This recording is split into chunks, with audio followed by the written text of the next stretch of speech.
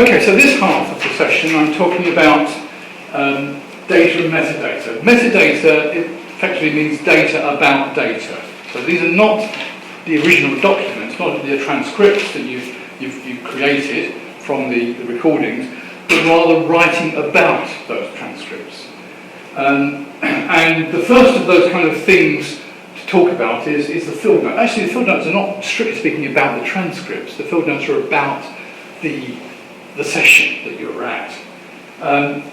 Field notes are what you keep when you're in the field, so you write them down. And traditionally, field notes are what anthropologists and ethnographers kept when they were in the field. In other words, in the setting or the situation that they were researching. They kept field notes and notes themselves about what was going on and so on, what they'd heard, etc. So this is a note of what's happened during the observation, the ethnography, the interview, whatever. Now, I've already recommended to you that actually during interviews it's good to keep notes. You obviously can't do as full of notes because you have to concentrate on what the person's saying, of course. So you can't actually write that much. Although you will find that actually interviewees are quite happy to give you a moment to write things down. They'll stop talking to let you write things down. They're quite happy with that, gives them time to think as well. So if you don't mind the odd gap in the tape, that's not a problem. Jot things down. And it can be an important way either of reminding yourself about key ideas you've had as you've heard them talk. Oh yeah, that reminds me of so-and-so. I ought to check out so-and-so. Maybe it's linked to so-and-so. Jot the idea down when it's in your head straight away. Or it can be conceptual issues about what's happening at the time. Looked very embarrassed when she answered this, or there was a pause and then she went red. Maybe there's something going on here.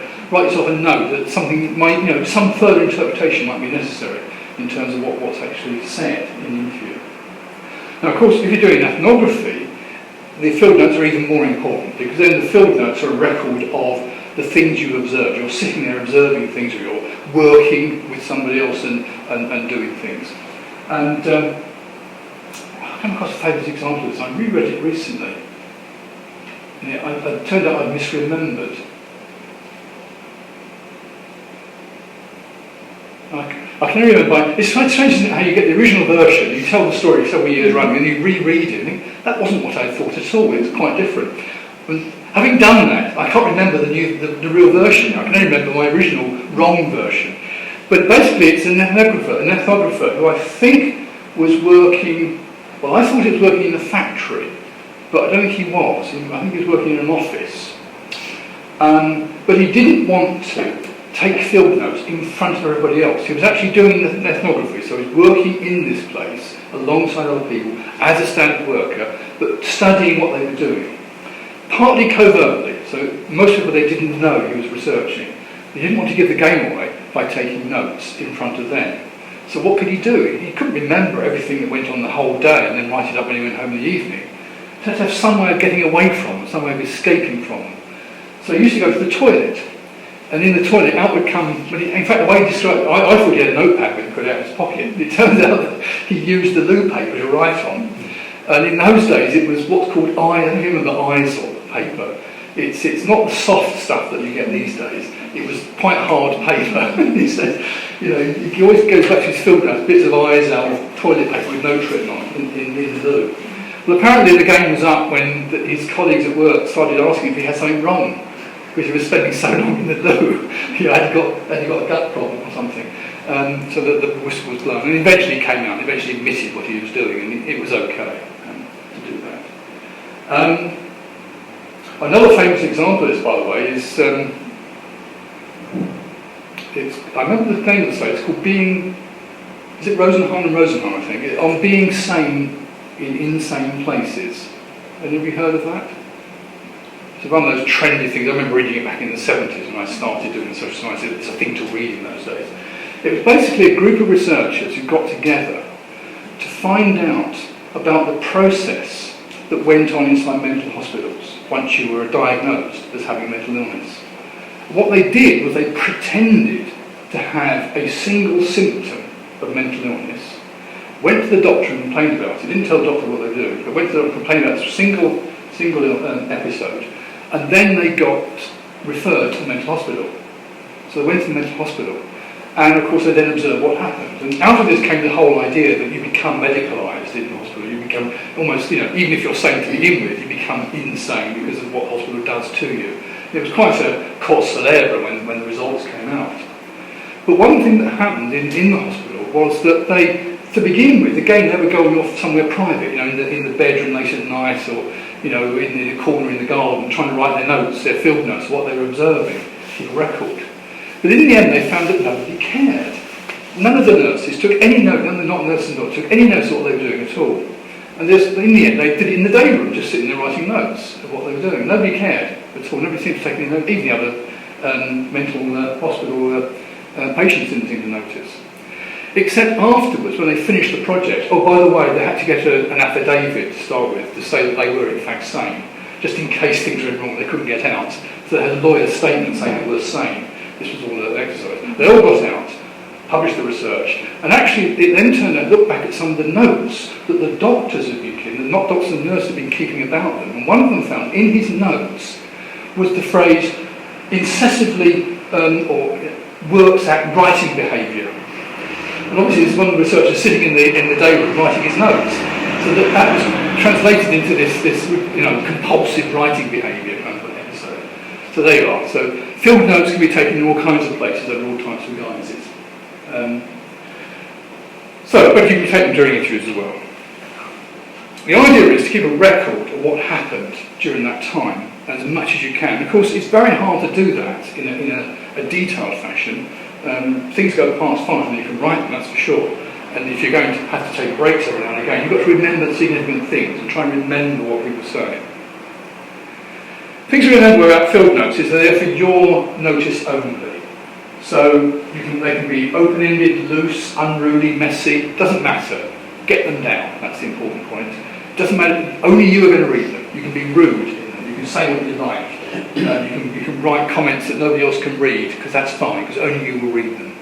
You can be rude about your respondents and so on. But on the other hand, remember that field notes are your interpretations of the world. They're not what people say to you, they're your interpretations of what's happened. So they are, in that sense, slightly selective. One distinction you can make in field notes is between inscriptions and transcriptions. These terms tend to get used in ethnography. Inscriptions are descriptions of events and activities, what happened, what you experienced, what you did, those kind of things. Transcriptions are records of informants' own words and dialogues. And of course, this is very hard to do because you're actually doing it after the event. You're trying to remember what they said. But even so, you still can remember phrases they use, and it's useful to have that. Put that in quote marks, because that's a transcription of what they said, as opposed to your interpretation of events and activities that are going on. Now, if you're doing an interview, obviously you don't need to worry about the transcription because the recording is getting that. So all you'll be doing is inscriptions, describing what's happening, if it's relevant. It's a description of what people said and did, and it's not simply recording the facts. So I'm repeating the point, but I just said that. It is your interpretation of things. Okay, you're trying to describe, but you can't describe in that kind of objective fashion. It is your version of what is happening. Emerson says this, or Emerson et al. In their book, descriptive writing embodies and reflects particular purposes and commitments. It also involves active processing of interpretation and sense-making. So even though you might think of it as purely a description of what happened, you are interpreting, you are changing things as you write down the notes. And eventually, if you're doing just a field study, just an ethnography, you'll have perhaps field notes and one or two interviews as well with it, but the whole thing forms a huge corpus. So your field notes can be quite large if you're doing that kind of study, ethnographic studies particularly. If you're doing an interview-based study only, your field notes will be much, much shorter. There'll just be a few notes about each interview, probably. So it depends on the kind of research you're doing, but the classic anthropology is for a large amount of field notes that are going on. You should write them up as soon as you can, hence the guy going to the loo to do it. And you need to distinguish these things, recording what happened, describing things that went on, your transcriptions, what people said, and recording your own actions, your own questions. And one way of doing that is I've not shown it here. I'll come back to that later on. I've got another kind of way of distinguishing different kinds of notes you're taking on things. But I think it's important to distinguish between what you're trying to record of what happened and anything you think about at the time, your ideas. And I mean, I normally do things, for example, I take notes down one side and ideas come in boxes. I draw boxes around them on the page. So that's my idea. I know that's my idea. It's not my notes. It's not a description about anything. It's my idea about something. So it's an interpretive idea or thematic idea or something like that. So I can quickly tell which is which and keep a record of that. Okay, that's field notes. What other kind of documents can you produce about the data? Well, a case summary is one. And this is sometimes recommended as a first step in dealing with the transcripts. So once you've got the transcript done, what's the next stage to analysing it? A case summary is often a good thing to do. Now, it fits in quite well because if you're transcribing yourself, you've read through the interview several times. So that's the time to kind of summarise it in some way, to kind of write a story about what the case is telling you. And that's what the case summary does. It produces a summary or a précis of the case. I say the case rather than the interview, but it can be just the interview, but it makes more sense to call it the case. If you've got several interviews with the same person, they're all the same case, so do them all together. But you might want to, for example, if you're doing a study that's separated, perhaps you've got an early interview, then an interview a year later, then one a year after that, then it might make sense to have 3 different case summaries for each of those interviews a year later. You've got to try to identify what is essential to the case. What marks that case out as interesting, distinctive, and so on. Why did you do it almost? And you can go back to your interview schedule and find the kind of questions you were asking, what you were interested in finding out about, to get some ideas there to interpret what the answers were about. At the same time, identify what's special or peculiar about this case. Now, by now you probably would have done several interviews, so you've got some idea about how the other interviews are working out. You can begin to get some ideas about what makes this case common and what makes it different to the other ones you've looked at. So you can begin to identify those things in your summary.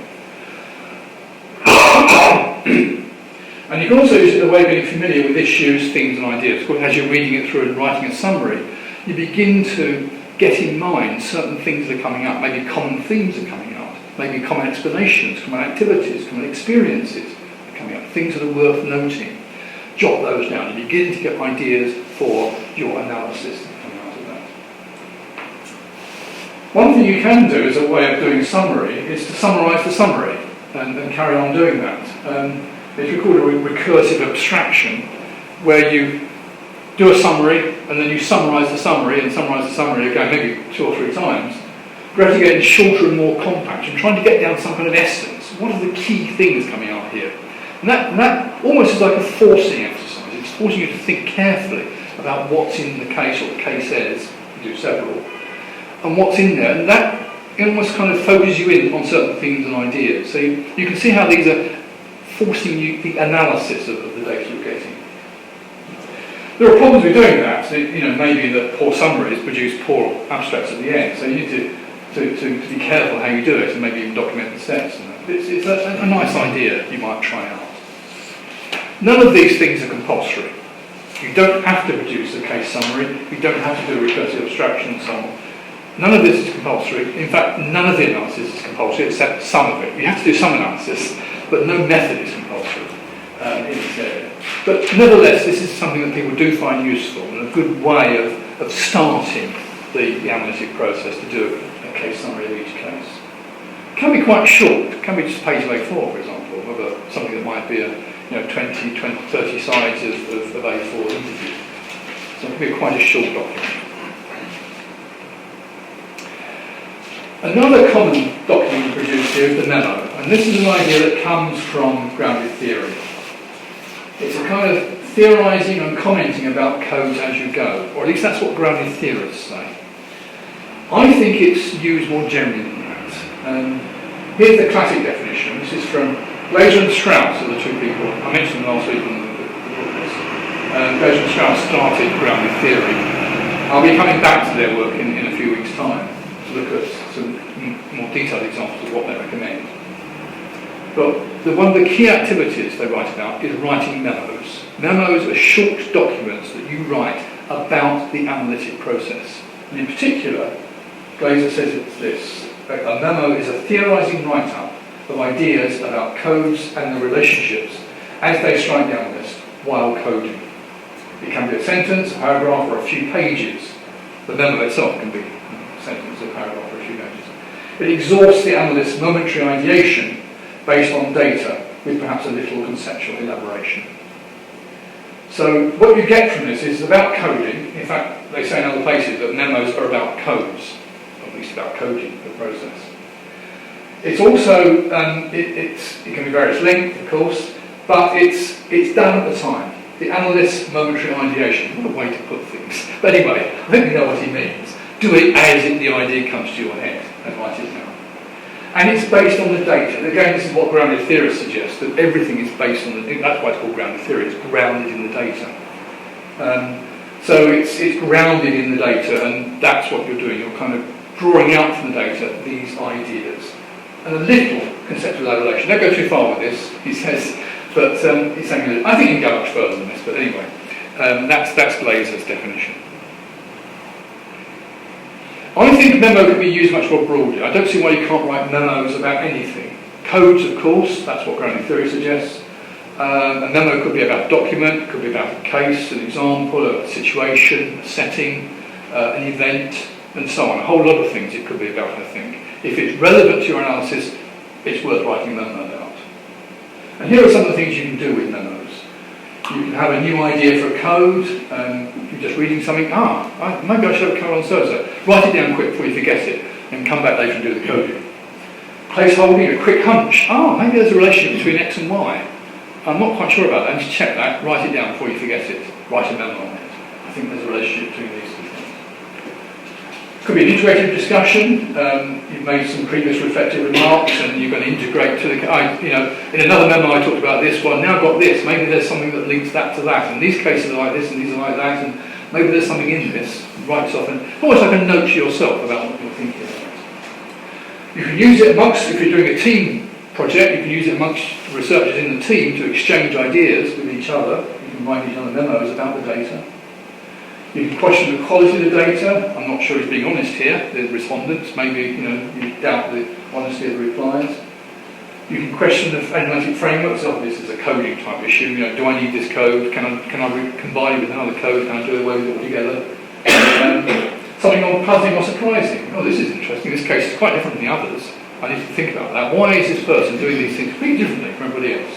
What's happening? What explains the differences here? We're going to do hypotheses to another memo. So read previous memo. Maybe it's not that. Maybe it's this instead. Another idea, another explanation. So you can see, I won't go through everything, but you can see how these are kind of notes to self about the analytic thinking as you go through it. And I've got some examples here taken from a couple of places. The ones at the top, I think, all come from Miles and Huberman. Remember I said last week it's one of those large format, thick books, which is almost like a Bible of analysis. Lots of detail about different ways of doing coding and other kinds of analysis. And they have a chapter or section on memo writing, and here's some examples I've stolen from them, of different kinds of memos. A lot of the stuff they did, Miles and Huberman draw on their own research practice, and a lot of the stuff they did was based on education and educational policy issues. So you see quite a lot of references to towns and schools and so on. But if you have a look through those, you can see different kinds of things are being talked about, different lengths too. Some of them quite lengthy things and organised in sections, some of them just very brief. Look at E. I think the idea is felicitous. It's very true that there is a sea change thereafter in several sectors of the subsystem. The code, so and so, these are two codes they're using, AP crit and TR crit. I have no idea what they mean, but I hope they do. So two of the codes they use help flag this. We can stay with a diachronic approach even while doing some cross-sectional comparisons. So that's kind of note to self about the thinking at the stage, so just a note about that. Whereas you can see the first one, C, is a much more thoughtful kind of, you can almost see that appearing in the final write-up, you can almost lift that out. A little bit of editing, straight into the final write-up, that kind of discussion of things. Maybe change some of it, obviously we wouldn't leave the questions in, but you could see how that kind of discussion might lead to a first draft of some issue in the final write-up. So you can see memos can be a whole range of things, from notes to self right the way through to quite analytic kind of discussions of the data. Perhaps at a later stage in the analysis you jot down these ideas that they occur to you. At the bottom is an example from Ian Day's book, D-E-Y, Ian Day. He's looking at, it's actually a comedy sketch show. I think it's Victoria Wood actually.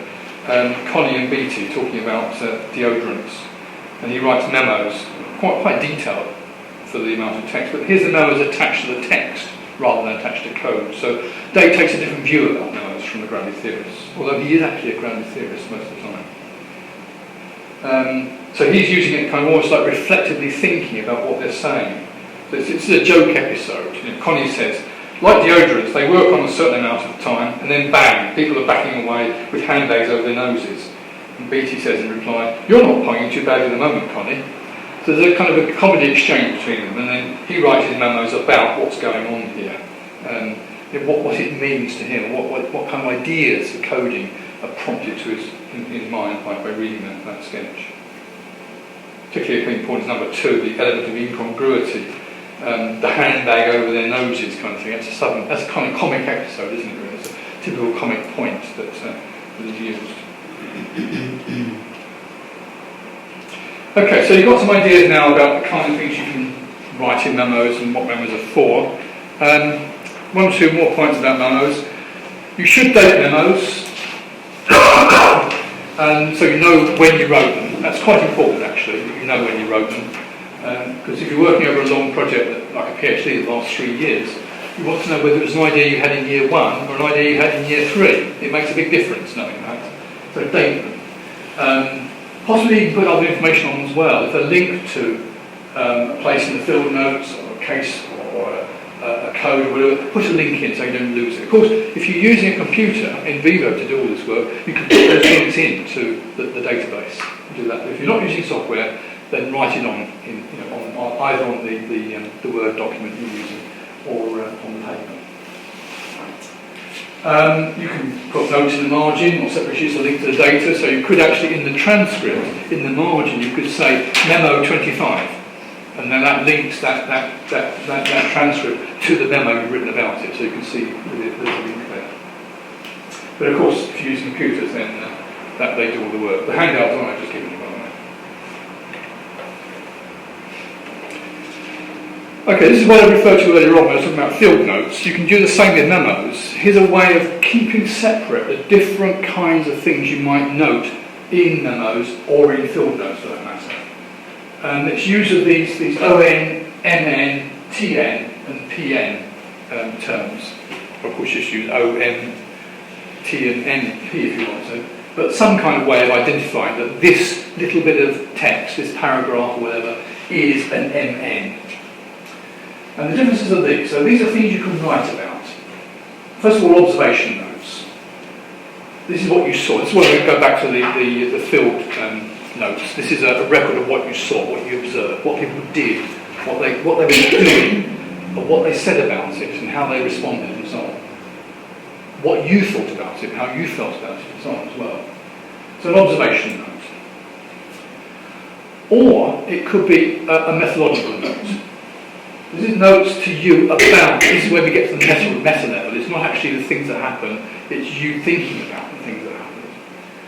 So it's notes about how to collect the data, who to talk to, what to wear, where to phone, and so on. All the issues that you might want to use in various ways. Now, of course, if you're doing an interview study, then this might be important in things that occur to you, perhaps you thought about it before you started, what to wear and so on. But, of course, typically in interview studies, as you go through, you analyse as you do interviews. You begin to think of new interviews to have, particularly the grounded theory approach recommends that as an approach to use to something. So you not to keep a record of these ideas as they crop up. Then there's the actual and analytic ideas, the theoretical notes. You could call them analytic notes, I suppose. These are the hunches, hypotheses, connections, things I've been talking about in memos. This is what you mainly do in memos. And then finally, personal notes. These are a bit like the theoretical notes or methodological notes, but they're actually your personal feelings. Now it might seem like, hang on, I'm not writing a personal diary here, I'm doing serious research. You know, these are things you write in a personal diary. You know, got up, you know, had a great breakfast, was feeling fine today, saw something, made me happy, etc. That's a diary. But actually, those kinds of reactions to things can be quite revealing later on. You might think it's silly at the time, but come back in a year or two to your notes of this kind, and suddenly you think, my God, yeah, why was I getting so upset about that? Why did that interview make me feel so down? I think I know now, it was because of so-and-so. I can see that, you know, and you know, your mood, your emotions and your mood at the time can actually be quite helpful to understanding what was going on. It's not entirely irrelevant, so it's worth, perhaps, if there are things that you feel worth taking notes about, put them down and record them, those personal notes. As well as your doubts, anxieties and so on. So that can be in memos or it can be in field notes. Okay, so guidelines from memos for writing them, taken from various places. You can see from Ian Day's book, Miles and Human, Anne Glaser and Strauss and Corbin, various places I've listed them out of. Always give priority to writing memos. Basically, if you're doing something, if you're reading something, if you're taking notes, coding, transcribing, and you get an idea, write it down. So have a bit of paper or have a word processing file open where you can jot things down. Why do you think of it? Because believe you me, in my case, 2 seconds later, maybe 2 minutes later in your case, but in my case, 2 seconds later, it's gone. I've forgotten it. Something else has happened. So it helps to dot it down as the idea occurs, as the insight occurs. I said that twice, haven't I? Okay, begin writing them when the first raw data comes in. So don't feel you have to wait until you've got wait until you've got transcriptions.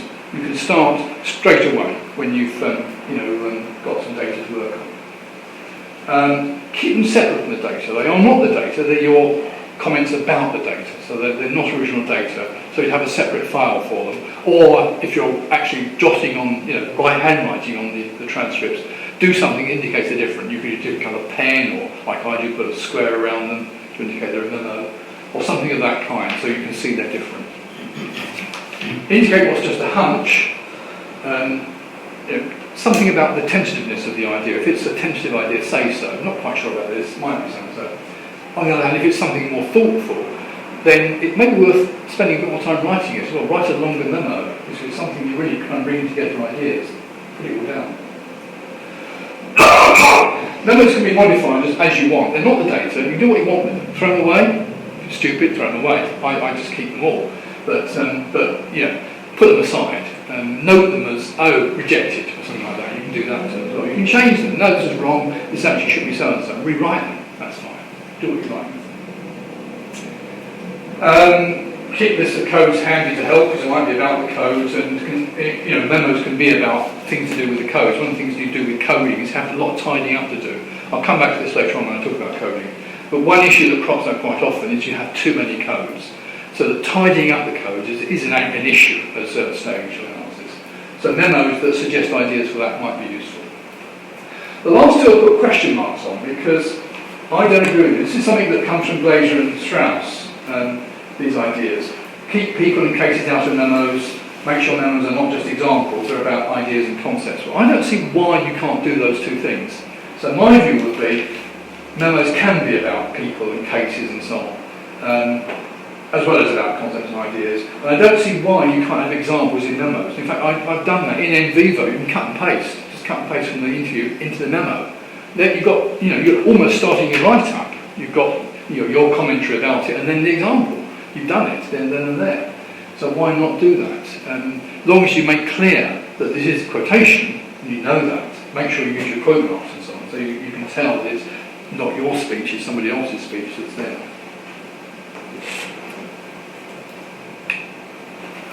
Okay, so that's memos. So we've got field notes, we've got the document summary sheet, and we've got memos as the kind of documents you write about the data. One or two others that Miles and Huberman suggests depends on the kind of study you're doing. It may not be necessary, but this one is useful if you are, particularly if you're working in a group of people, you can share information. But if you're doing a long range of interviews, you might want to think carefully about how you're doing interviews, where you're going, and so on. So these are, after you've had the contact, after you've done an interview or you've been to a place and done an observation, write up some notes about it, this is almost like, again, a case summary of that. But it's done to kind of push you forward, rather than thinking about the analysis. It's there to think, well, actually, do I need to think of other cases to look at? Do I need to extend my range of sampling in some way? Or are there things I should have been asking about? That's another important issue that comes up in interviews, is, you forget to ask certain questions. Well, okay, write them down so that next time you go and see either the same person or other people, you can ask those questions. And again, try and do this as soon after you've done the field contact, the field notes, or the interview itself. Keep those. So these are about the contact itself and about what it means and how you might move it forward to further sampling. So, I just said this, sorry, this is it can be used for a guide to the next contact, to suggest revised code, help multiple researchers. And obviously in a multiple research situation, it's useful to have this information you can exchange around. So I've just done that today, here's my ideas. If you're going to go and see somebody else tomorrow, then bear this in mind. So you can share ideas across researchers because you're writing it all down. And obviously reiterate yourself and others for the next visit. Typical contacts of a contact summary sheet are these. The contact type, whether it's a visit, a phone, an interview, and so on. The site, where did it happen, the date you wrote it, who it was, who did it, who did the interview perhaps, or who did the observation, who wrote the notes. Main issues or themes that struck you in this contact. Again, this is very much like the case summary. And any other salient, interesting, illuminating points that come up. So it's things that occur to you about that. So reflecting on what you did the day before.